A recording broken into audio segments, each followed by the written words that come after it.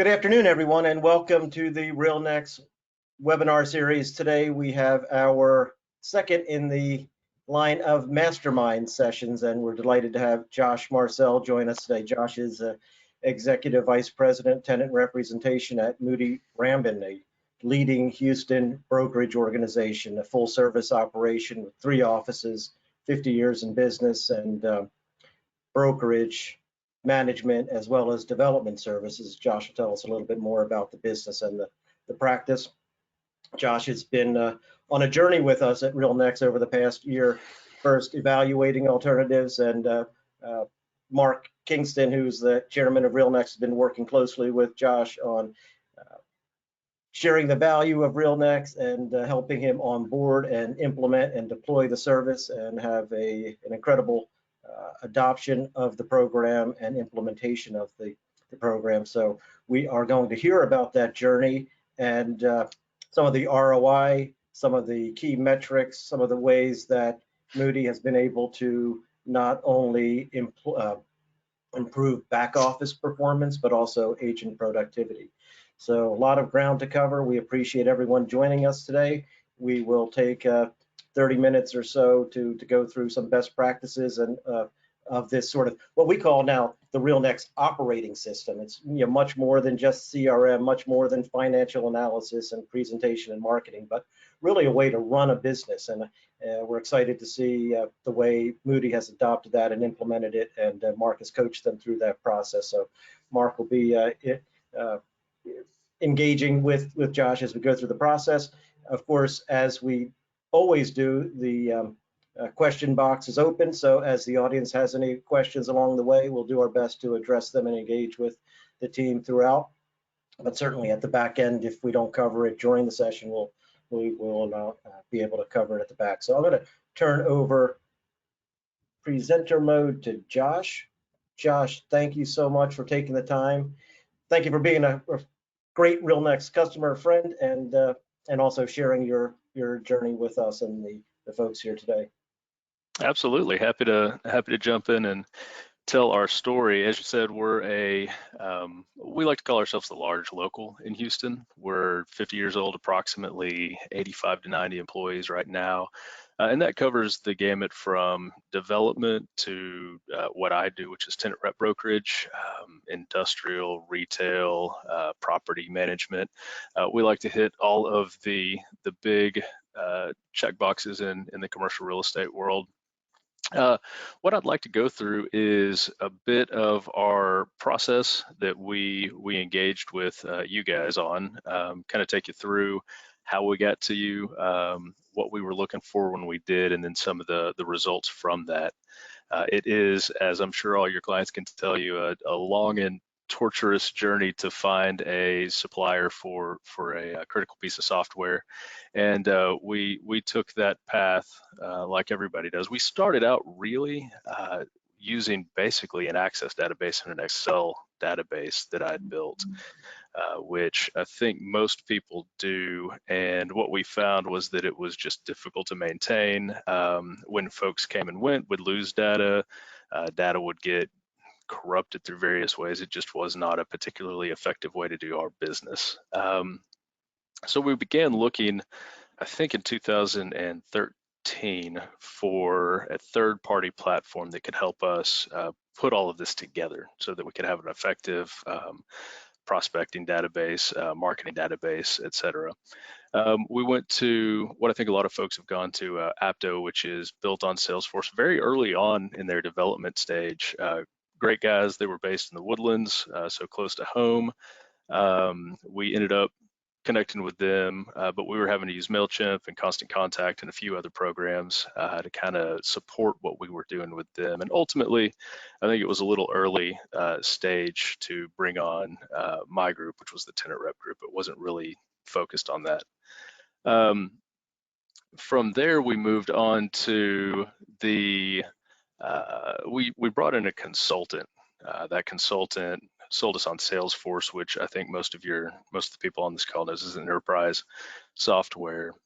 We worked with him to develop out from Apto our Salesforce database. We added HubSpot at that time, which is their marketing arm. Salesforce is a great program, but when you can do everything, it becomes very difficult to do, I guess, anything very well unless you're willing to sink enormous amounts of resources into it. We ended up having to add on Pardot, which was also their marketing arm, their internal marketing arm to the program, as well as DialSource, which was a calling program to help supplement some of the deficiencies we found in that program. And ultimately what we found was, once again, it's a great setup, but to get anything done, you really have to have a developer on your side that can develop reports, can develop the overall structure of the system, and can help you really maintain any of the development issues that pop up as you go along. So that's where we were. We were using 1, 2, 3, 4, pretty expensive and critical database components to get to one database. We took a look at our overall spend on it and the adoption rate that we had within the company, and decided that we probably needed to take a look at something that could incorporate most, if not all, of those pieces. And I'm sure your other folks have gone through this as well. We looked at probably 4 or 5 different programs. Of course, RealNex was one of them, and really ended up finding that you were able to include the functionality of Salesforce, the marketing functionality within Pardot, as well as some of the other programs would had for our financial runs and financial calculations, things of that nature. And so what we ended up looking for when we were taking a look at our goals, we really wanted to find a unified system somewhere, not to say a one-stop shop, but somewhere where we could find most of the services we needed. We really needed to engage the brokers in this system, if for no other reason than the ROI and the expense that we were putting into getting the thing defined and built. We were really interested in reducing the expenditure. Anybody who has gone through the development phase and support phase for Salesforce and any of the associated products knows how expensive that process can be. We spent significant 6-figure dollars on that over the years, which we hoped would not be lost, and for the next program would need to be recouped. We were really looking for increased flexibility as well. We didn't want a program where if we wanted to build a report, we had to go hire a developer at $250 an hour. We needed something that gave us the ability to do that internally. And we were also looking for a wide library of tools. Our managing director has told everybody that's come to talk to us about software programs, if you can't replace more than one of our programs, there's really no need for us to talk. And so we were looking for what can we replace and how quickly. Then ultimately, we were looking for support. As I mentioned before, one of the problems we had so often was we would need a report done. That report would require a software developer to scope it, price it, and then do the development phase. For a simple report, it was time consuming and difficult. So oftentimes we would just go without, because you can only go through that process so many times. And then ongoing responsible development. That is one of, I think, the most surprising things that we ran into during our tenure with various other services, because they're not all integrated. And because they have so many different cooks in the kitchen, so to speak, when Salesforce or DialSource would roll out an update, that would inevitably break some portion of the other system, so that we would have to go back in with downtime and rebuild something. It was way above my pay grade, never knew what was going on, but we would have to rebuild something to make sure that our system was usable in any significant sense. It added a lot of frustration and a lot of downtime. And when you have frustration and downtime, brokers and admins quit using the system, which kills any reason you had it. And so what did we find? What we found, to speak to the unified system, was that we were able to consolidate 5 of the systems that we were using. We were able to consolidate Salesforce with HubSpot, Pardot. We were still using MailChimp. We were using DialSource, and we were using ProCalc as well. All of those we were able to roll up into this one system. Under RealNex, And we found since then, which we've been, I guess we're about 9-10 months into the process here, we've got about an 80% adoption rate for the brokers that we brought onto the program.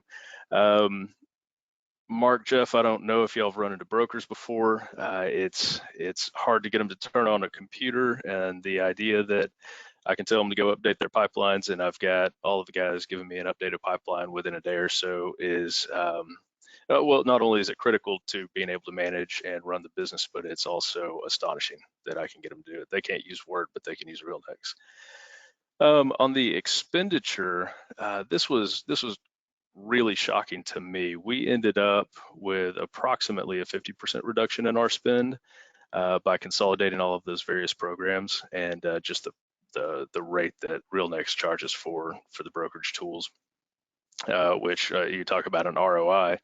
Any ROI immediately hits whatever number you want to do if you can reduce your spend by 50%.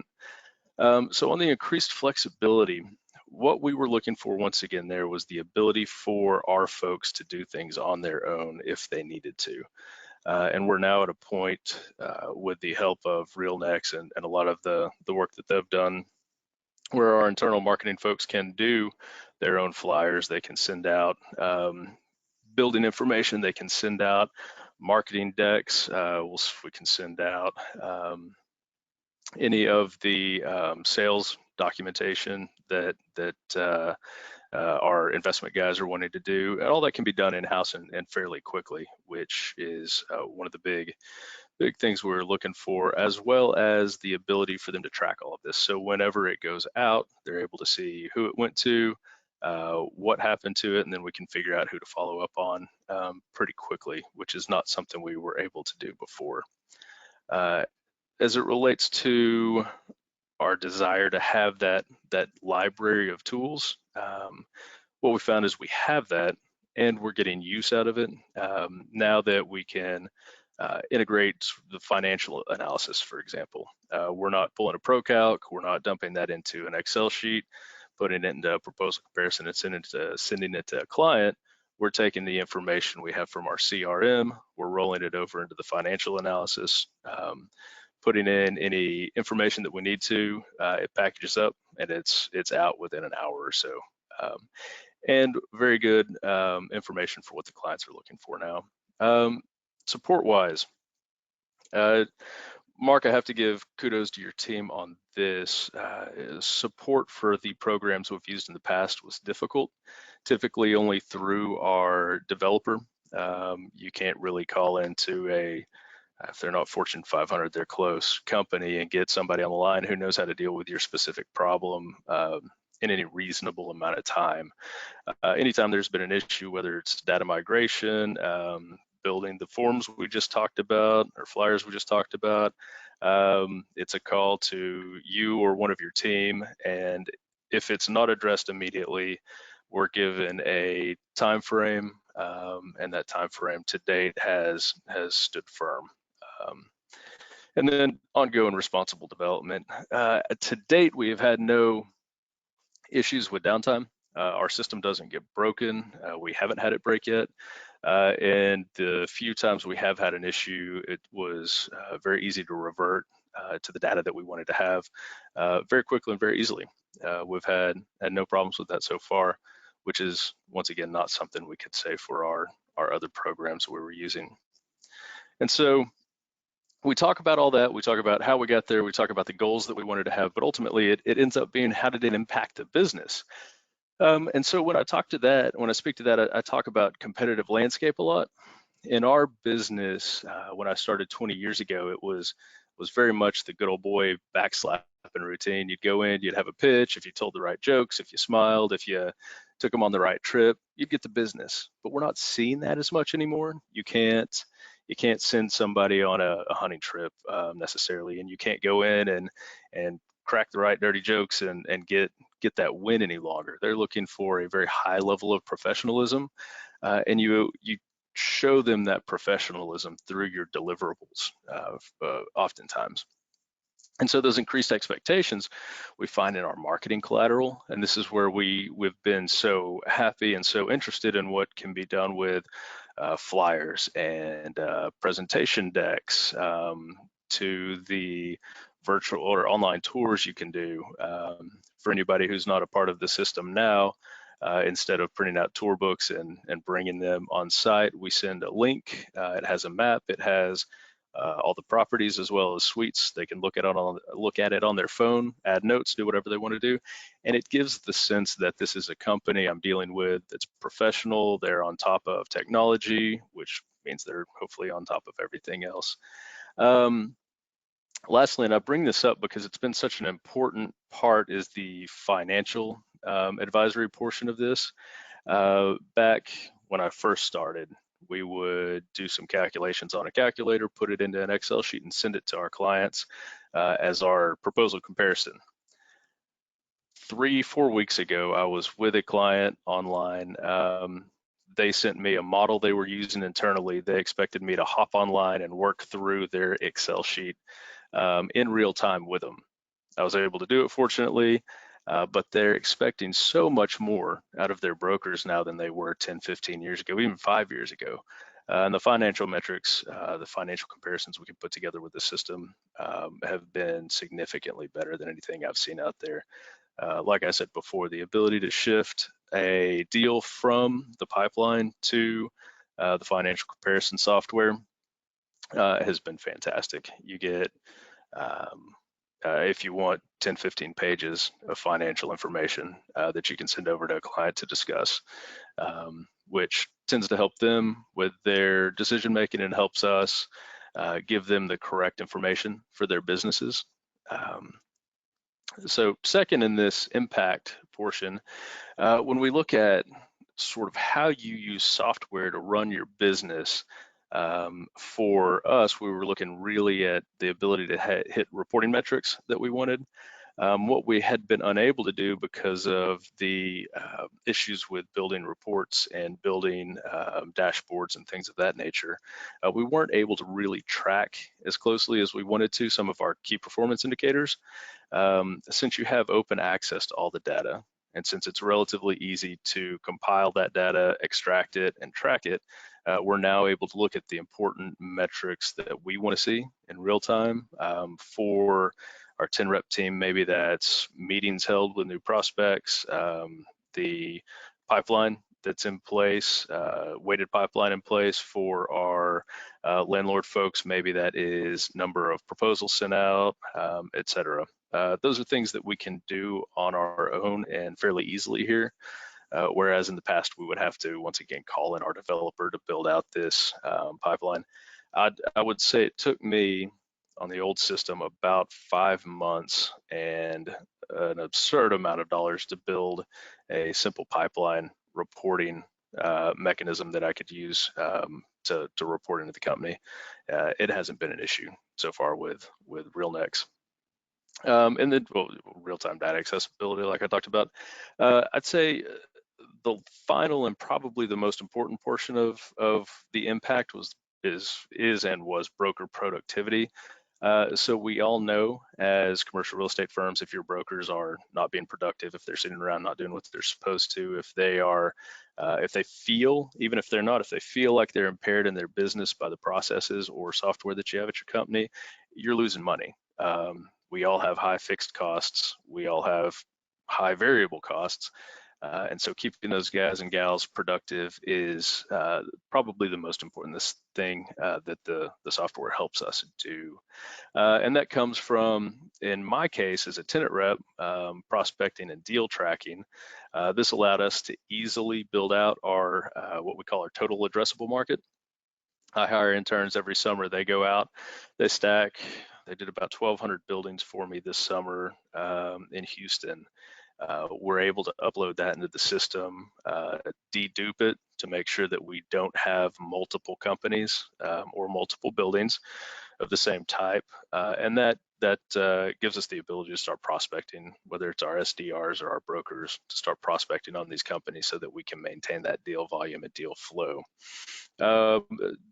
Speaking of ease of development or responsible development, Mark hopped on the mobile app for us early in the summer, and has cleaned that up quite a bit, helping us not have to print out thousands of sheets of paper, carry them around, risk losing them. And we can now use the mobile app to go into the buildings, take a shot of the building, go through floor by floor, put in the tenants that we need to put in, cut out tenants that we need to cut out, and keep the database clean relatively easily. We're also looking at, on the broker productivity side, an enhanced comp database. So one of the biggest problems we had in the past was keeping our old comps. They tended to be kept on one master Excel sheet. Sometimes you tracked that client correctly. Sometimes the brokers did not track the clients correctly, which we all know means lost deals and lost revenue. The comp data set here allows us to put in a client when they're done. It allows us to put in the critical lease dates for our side of the business, so that we're able to either have the broker maintain that, have an administrative person maintain that, or have one of the junior brokers maintain that. And as you know, oftentimes brokers get a little busy on their deals and let their client critical dates fall by the wayside. So it's been incredibly helpful to date to have that functionality in there.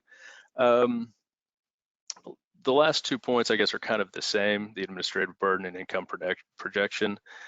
For brokers, they often don't have the time or the will to put together correct templates. They don't have the interest in putting together sort of the quality level of deliverables that we want to see coming out of the company, whether that's a survey, a deal comparison, financial calculations. And so we're able to effectively have the administrative folks do that if needed. And the brokers are now able to do that a bit easier as well, because it's been templatized and standardized, so that all they have to do is really fill in a handful of data points, and they can have this push out. And then income projection, as we all know, brokers are in it for the money. Everybody wants to know how much they're going to make and when they're going to make it. And having a much easier source, a much easier place to track their individual pipelines has been helpful to them as well. They get a lot better feeling about, what does my year look like? Where do I have holes? How can I go fill those holes? And then you have the tools to help you do that, which has been a godsend, I think, for some of the guys coming out of the pandemic. Feeling like you have some control over your destiny makes for much happier brokers and much more productive brokers. And with that, Jeff, Mark, if you have any questions, if anybody else has any questions, I'd be happy to answer them. Just let me know. Josh, thank you. Why don't we open it up for questions? Let everyone have a shot at your brain here a little bit. Yeah, the first one's about the auto dialer, and I think on your original slide you talked about RealNex and Ring Central, but maybe just talk about how you're using your platform to make sure you're efficiently making calls. Sure. So a couple of things with that, and we had used DialSource before, good program. We're using Ring Central with RealNex now, which is what you guys had recommended. So there are two really key points when you're talking about a dialer or a soft phone. Number one is you want efficiency whenever you are individual broker. I don't know how many people on this call have made a lot of cold calls, but one of the most frustrating things is when you get tired, you start dialing your phone, you misdial, have to hang up, you dial again, you misdial again, and it's just throw it down, I'm walking away, I'm done for the day. Those little frustrations really build up and really sort of create a defeated broker from time to time. The soft phones, obviously, the dials are correct all the time. They allow you to dial much quicker, much more accurately. You can record calls if you want to go back later and listen to them. Or if you need them for any sort of regulatory purposes. And you also have the ability to do things. It was interesting. I was one of the first times I've ever done this. I called out to somebody the other day, didn't get a call back, got a text. Never gotten a text from a cold call before. Came right into the dialer. I'm literally on another call, texting with this person that dialed in. Here's what I'm doing. They were interested. We ended up going to have a meeting with them. It was an interesting first case. The second point is, if you have any juniors, SDRs on your team, It's almost a necessity to have some sort of soft phone just for tracking purposes and coaching purposes. What we'll do with the SDR role or the junior broker role, depending on which they are, is log in on basically on top of their calls, so we can hear what they're saying, everything from tone of voice to cadence of pitch, to the words they're using. Are they staying to our general scripts? Are they kind of going off the reservation? What are they doing here? And you can give real-time coaching instead of having to wait a week, have them bring in their recordings, listening to a recording, and then maybe trying to work through what they did. It's much more effective when it's fresh, and then they can jump onto the next call with some new information under the belt, so that they can make that next one a little bit better. And just motivationally, it's a hard thing to do. And so, especially for a young person, if you can jump in and give them some additional support, attaboy, attagirl, that type of thing, as they're making these calls, it's absolutely a game changer for them. There was a question about the integration with Ring Central, and RealNex doesn't deliver the Ring Central. It's you set up your Ring Central and RealNex side by side, and they work. So the question was, you didn't get Ring Central through RealNex. You subscribed directly through. No, we subscribed through it. It was the program that y'all had recommended. From what I've been told, you'll integrate with quite a few of them. Because it's cloud-based and integrated through the browser, it seems almost like a native application. We haven't had any issues with it. We haven't had any downtime, connectivity problems. You just press the phone and it launches Ring Central. Yeah. Click the button and it calls. Once Josh secured his subscription with Ring Central, I think it was about just configuring it for use with him and getting the process down using the dialer. I think, and Josh, that's one of the things I wanted to come back to. It's been a fantastic relationship working with you. We've learned a lot in how to improve the program. The number one thing that you focused me on is reducing the number of clicks. As you've used all these different platforms, what changed? I know this is a little more in the detail, but where did you go from and to in terms of number of clicks? How easy it? And we've also started naming new features and functions after Josh. We call it, you'll see the Marcell. He was instrumental in making an observation of if we could bring this, like the primary contact into the information data set of the property, and he could prospect from. And so I think it was last week we released that functionality to you. You go to prospecting. What's changed from where you were before to where you're at now?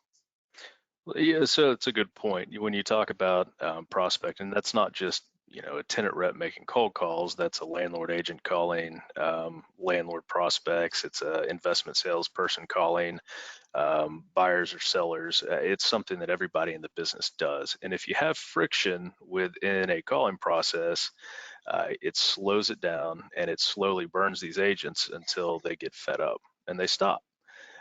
They may come back the next day. They may take a day or two off to sort of take a mental health break, but they're going to slow down and stop at some point. And so I think initially when we had gotten into the system, we were finding it was somewhere like 8 or 9 clicks. You would click over to company.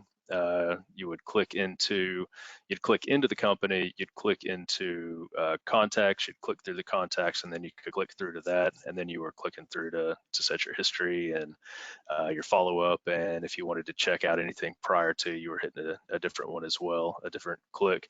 I think we're down to if you are doing just a straight call session without really wanting to check into your history too much. So an initial stage, it's really one page now. You set up your page, you have your company, the address, you have your primary contact if there is one, phone number, square footage, lease expiration, and then email address.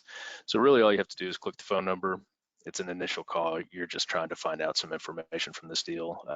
You can log any information you find straight in line, which is a functionality I hadn't seen anywhere else. So instead of having to go into the database, you can click the inline function and type, say, the square footage if you find it out directly into the column, or the lease expiration date. And then if you need to do some additional stuff, you can do that. And then I believe Tim had built out the call panel. So if you need to set up a history, if you need to set up a follow-up, if you need to do any of those, it's one click. Your panel pops up, put in your information, save it, and you move on to the next one.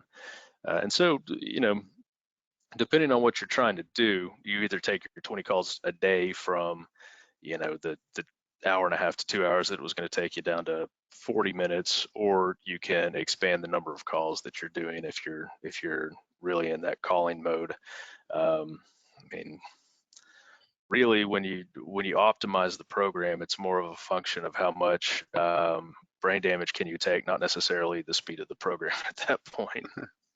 One of the things to mention is that Ring Central is not the only soft phone. It's RealNex is programmed to launch any smart dialer or any smart soft phone, so that you can work with what you have. But if you need one, Ring Central is one that we find to work very well and have recommended. And we haven't even scratched the surface of their reporting and their metrics, but from what I've seen, they'll do pretty much anything you need to as it relates to phone metrics.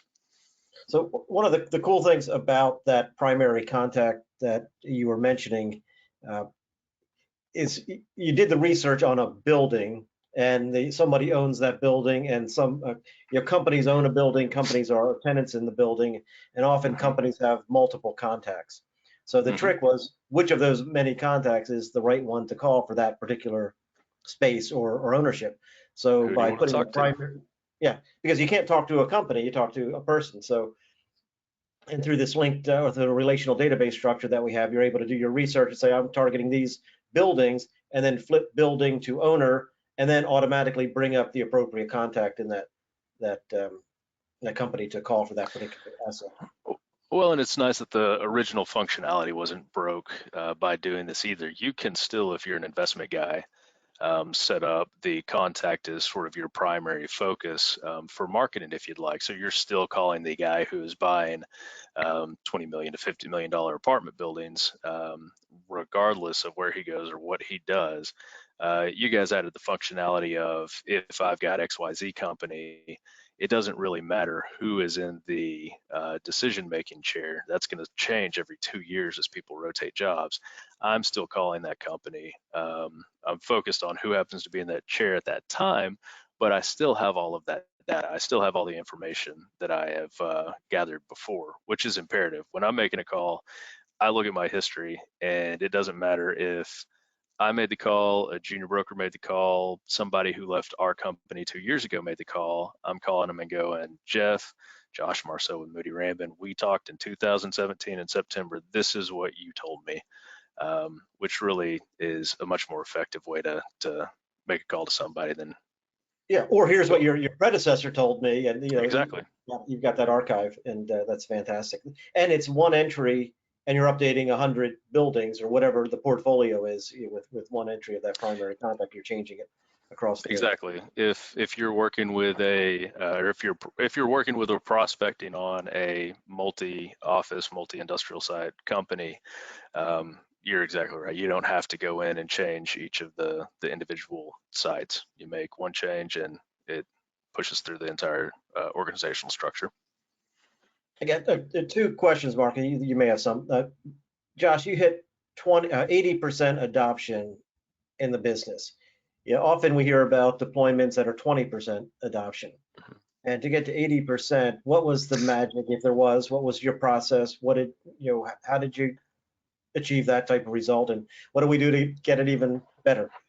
I think it is and 80%'s kind of an average, right? So it's 100% adoption when we're talking about pipeline reporting. You get the money.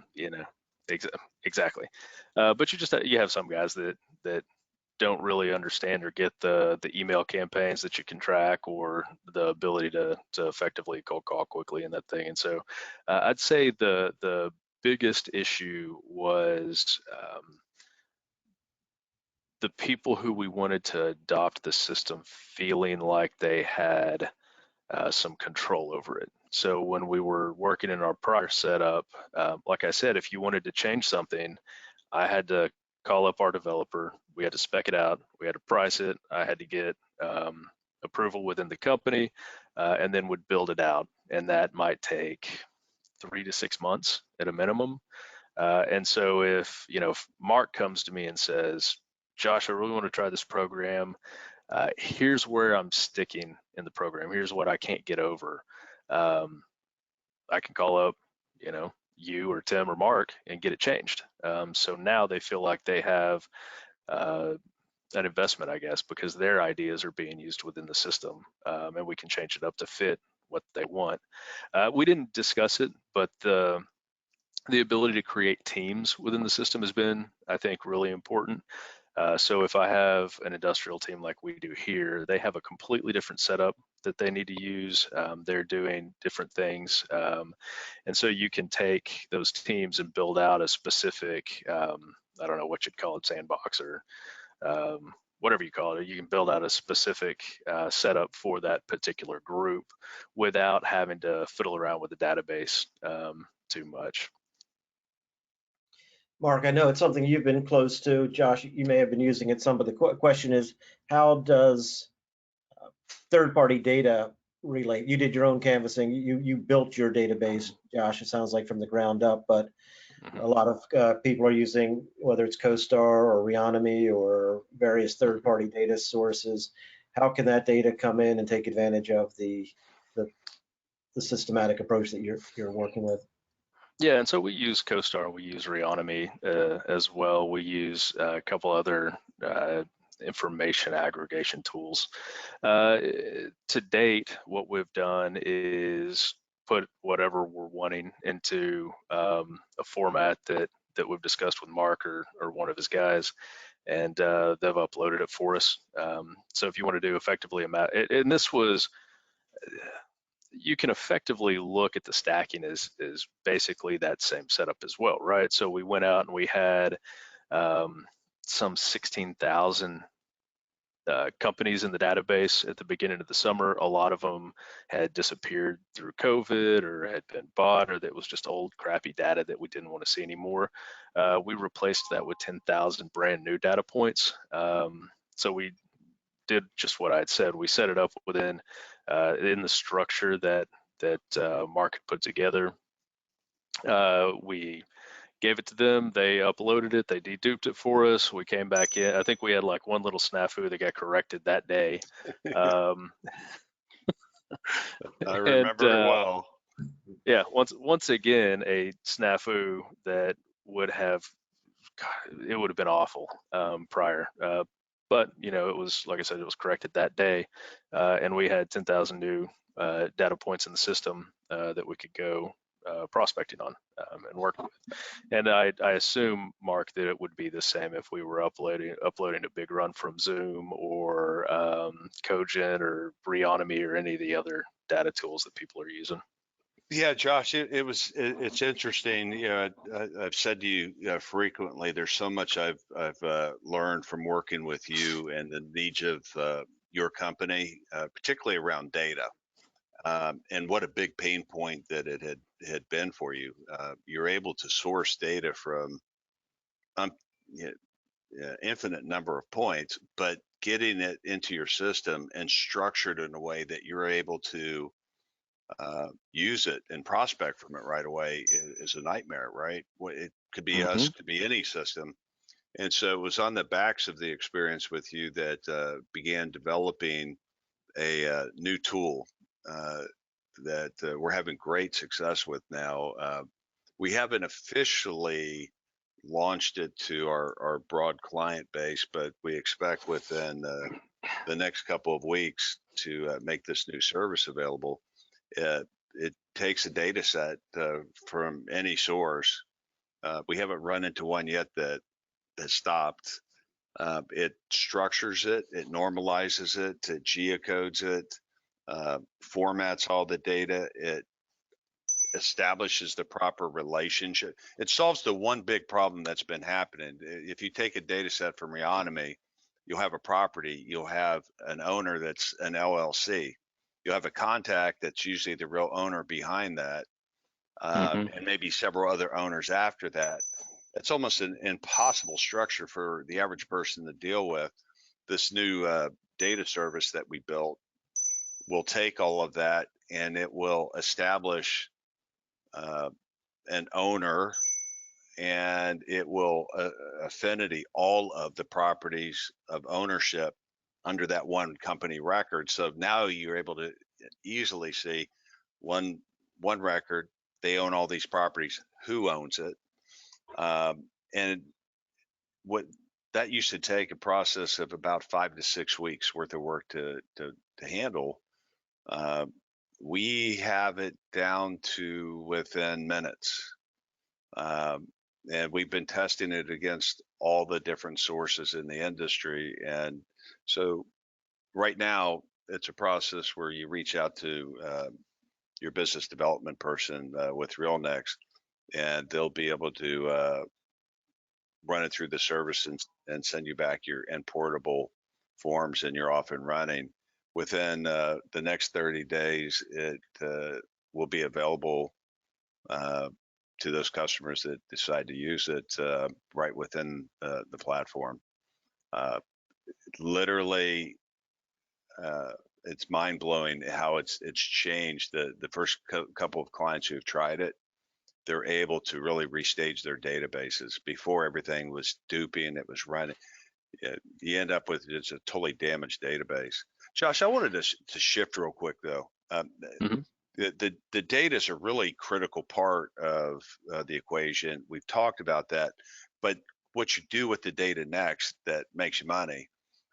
Your firm, unlike a lot of the firms that I've seen so far, has used real campaigns, which we launched within the last year and a half.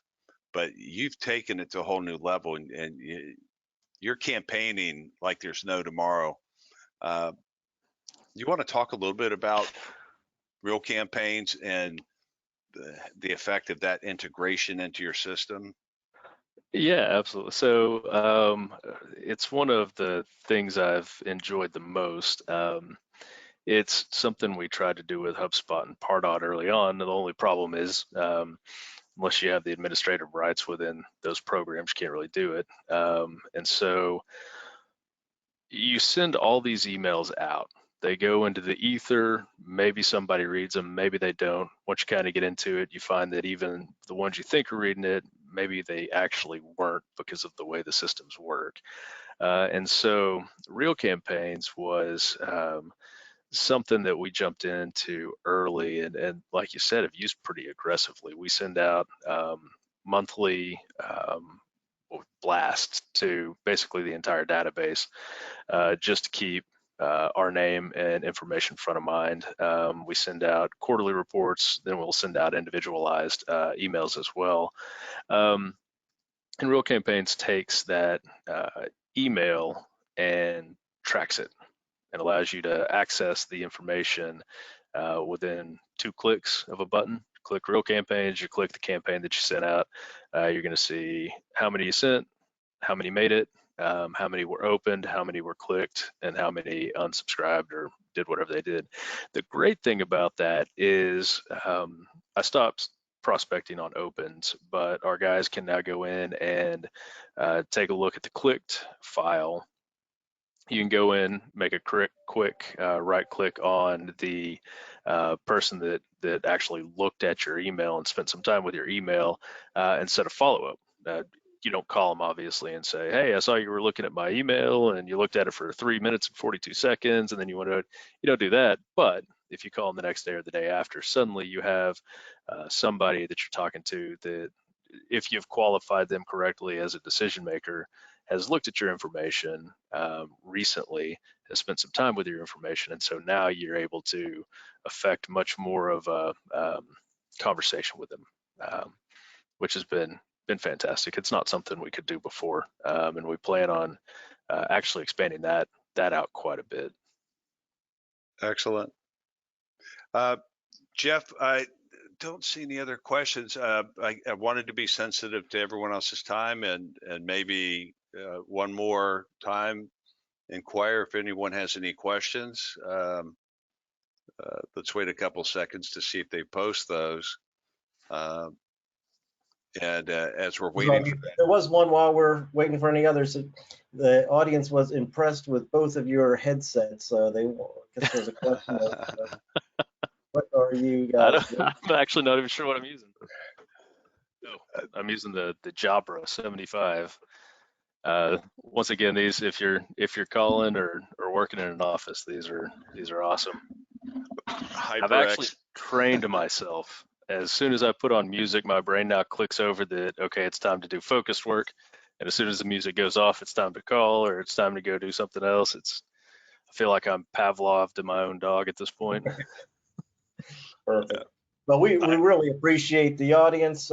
Josh, appreciate your time. Mark, all the support and bringing this, the level of success to the Moody Rambin relationship that you have. It's been fantastic to see it grow and continue to blossom. And we're really excited to be just freshly launching this new Mastermind program. If the audience has things they'd like to learn about in future sessions, or if you think you've got something you'd like to share from your own experience, we'd love to hear from you and have you participate. Next month, we have Adam von Romer, who will be talking about how he uses particularly the market edge part of the system to win business with his BOVs and the ability to do, Josh talked a little bit about it on the lease side, but incredible financial analysis, very efficiently to underwrite property, and then to do his OMs and run sales processes through the private and secure deal room. So more of an agent level performance. That'll be November 18th. And we have Dr. Fisher coming back to do fundamentals of investment analysis on November 4th. So that won't be part of the mastermind, but just a RealNex training session that'll be coming up. And we hope you all can join us for that. So, hey, Jeff. Yep. Yeah, Jeff, what I wanted to add to the close here is there are many of the names here that I recognize are existing clients. You've heard Josh describe really one of the most complete uses of our platform. Many of you are using 5% or 10% of the capabilities, and part of it's because our solution has evolved and you've stayed where you were in terms of you've got it dialed in, you're using what you know how to use in the platform. What I want to invite you to do, if you like what you heard about Josh's experience and their firm's experience with the platform, is to re-engage a discussion with your client success manager, Matt Smith in the West. It'd be Kevin Wynn, although if you call into the central region, I happen to attach to a lot of those. You also have Jennifer McCabe in the Eastern region. If you can't reach them, find your way into my office and on a call, let's talk about what we can do to open up more of those capabilities that you heard Josh talking about today. Love to hear from you. Love to talk about how to get you to your destination. I appreciate everyone joining the call today. Thanks, Mark. Thanks, Josh. Great to have you with us today. And thank you all for joining us. Have a good evening. Josh, thank you. Thanks, guys. Bye-bye. Bye.